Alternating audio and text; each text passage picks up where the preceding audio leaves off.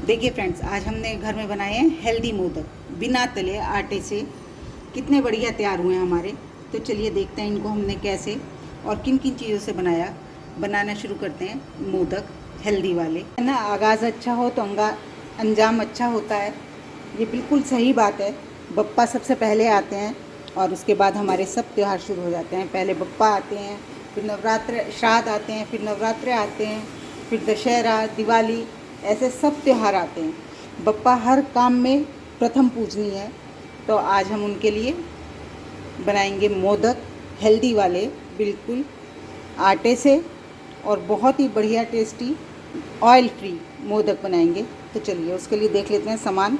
ये फिलिंग के लिए चाहिए नारियल, गुड़ और ड्राई फ्रूट जो भी डालना चाहें। मैंने लिए काजू, बादाम और ये तिल।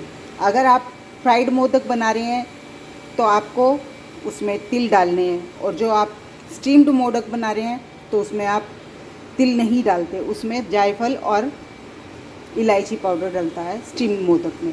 तो हम तो बना रहे हैं फ्राइड मोदक, लेकिन हम फ्राई नहीं करेंगे, बेक करेंगे। तो चलिए बनाना शुरू करते हैं मोदक और आटा। हमें ये 3 चीज़ें चाहिए। तो चलिए बनाना शुरू करते हैं मोदक। हेलो फ्रेंड्स, मैं आपकी होस्ट और दोस्त संगीता, मेरे घर की रसोई में आपका स्वागत है।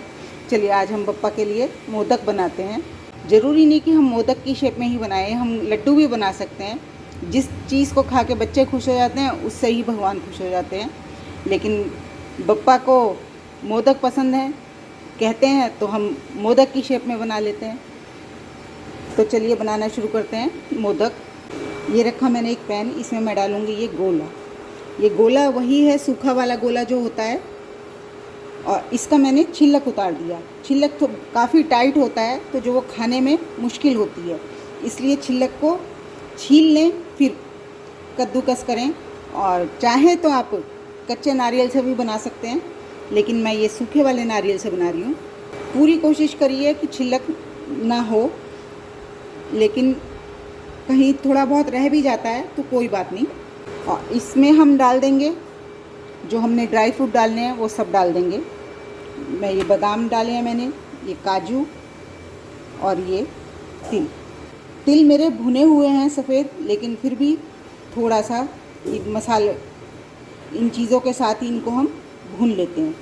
इसे हमें बहुत ज़्यादा भूनना नहीं है, बस हल्का सा 2-3 मिनट के लिए भूनना है।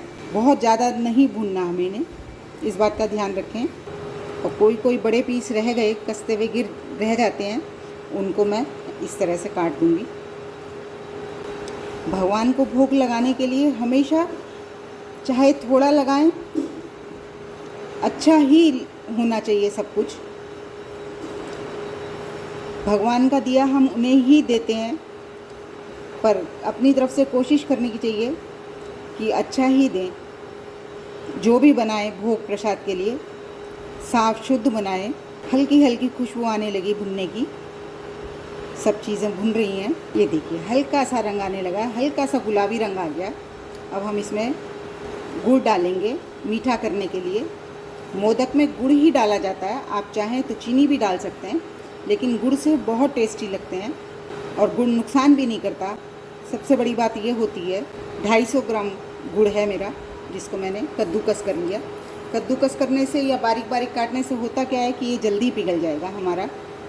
और इसको मिला लेते हैं जिससे कि ये सारे में मिल जाए अच्छे से। हमें इसे पकाना नहीं है, बस। चलिए अब इसे ठंडा होने देते हैं। हमारी फिलिंग तैयार हो गई, एक स्टेप हमारा कंप्लीट हो गया। अब दूसरा स्टेप आटा बना लेते हैं। चलिए अब दूसरा स्टेप आटा। यही वाली कटोरी मैंने 1 कटोरी मैदा आटा लिया है। आप चाहें अपनी ज़रूरत के अनुसार कम ज़्यादा ले सकते हैं। और इसमें मैं डालूँगी घी। भगवान को भोग लगा रहे हैं तो घी डालना सबसे ज़्यादा ज़रूरी है। पुरातन समय से ही 2 चीज़ें प्योर मानी जाती हैं, एक घी और एक गोल्ड।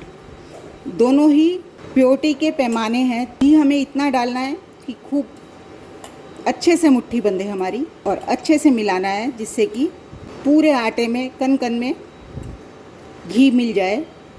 क्योंकि आटा थोड़ा मोटा होता है, तो इसमें अच्छे से मिलाएंगे तो हमारा मोइन खिलेगा भी अच्छे से।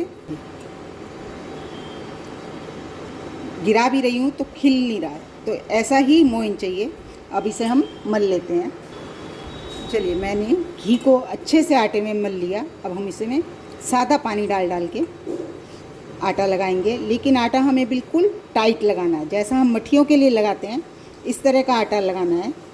पतला आटा हमें रोटी जैसा बिल्कुल नहीं लगाना है। हाथों के जोर से इकट्ठा करें, ऐसा आटा लगाना है हमें इस तरह का आटा लगाना है। आटा तैयार हो गया। अब इसे 10 मिनट के लिए रेस्ट पे रख देते हैं। कोई भी चीज़ रोटी बनाने से पहले भी आटे को रेस्ट दें तो आटा ढल जाता है और अच्छे से उससे रोटी पराठा जो भी हम बनाते हैं, या जैसे आज हम मोदक बना रहे हैं, चाहे आप आटा मलें चाहे मैदा मलें, उसे ढलने का टाइम दें, कम से कम 10 से 15 मिनट का। और थोड़ा सा ज़्यादा दे सकते हैं तो वो भी कोई बात नहीं, और अच्छी बात है। अब मैं इसे ढक के रख देती हूँ 10 से 15 मिनट तक के लिए। चलिए, हमारे आटे को 10 मिनट हो गए रखे, और इसको एक बार फिर से थोड़ा सा मल लेते हैं और इसके छोटे छोटे लोए बना लेते हैं। ज़्यादा बड़े नहीं बनाने, मोटा नहीं बनाने की कोशिश करें। मोटी पापड़ी होगी तो खाने में मज़ा नहीं आएगा, स्टफिंग बहुत थोड़ी लगेगी। इस तरह से छोटी छोटी लोई बना लेते हैं। मल मल के बनाइए, एक सार हो जाएगी, क्योंकि हमने आटा टाइट लगाया है थोड़ा, तो इसलिए मल के लगाने से किनारे भी मिल जाएंगे। चलिए, मैं आपको बेल के बताती हूँ। ये देखिए, पूरी को मैंने कितना पतला बेला है। जितनी पतली आपकी पूरी होगी उतने अच्छे आपके मोदक बनेंगे, खाने में स्वाद लगेंगे, फिलिंग भरी जाएगी। तो चलिए, और बहुत बड़ा बनाने की कोशिश ना करें। अगर स्टीम करके बना रहे हैं तो आप बड़े बना सकते हैं, एक्स्ट्रा लार्ज बना सकते हैं, लार्ज बना सकते हैं। लेकिन अगर आप फ्राइड बना रहे हैं, बेक करके बना रहे हैं, तो आप मीडियम साइज़ के ही मोदक बनाएं। ये किनारे पे पानी लगा के मैं ऐसे फोल्ड बना रही हूँ।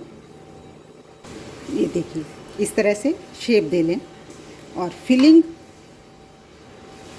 फिलिंग में कंजूसी ना करें बिल्कुल भी।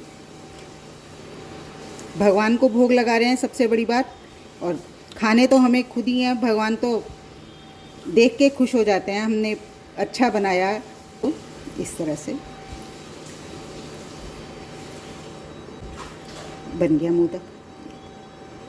और थोड़ा सा बड़ा भी बना सकते हैं, लेकिन इतना मेरे हिसाब से काफ़ी है। ये देखिए, एक और बना के दिखाती हूँ। ये देखिए, मैंने पूड़ी बेल ली और आप देख सकते हैं कितनी पतली पूड़ी है। ऐसे ही पतली बेलें और इस पर पानी लगा के।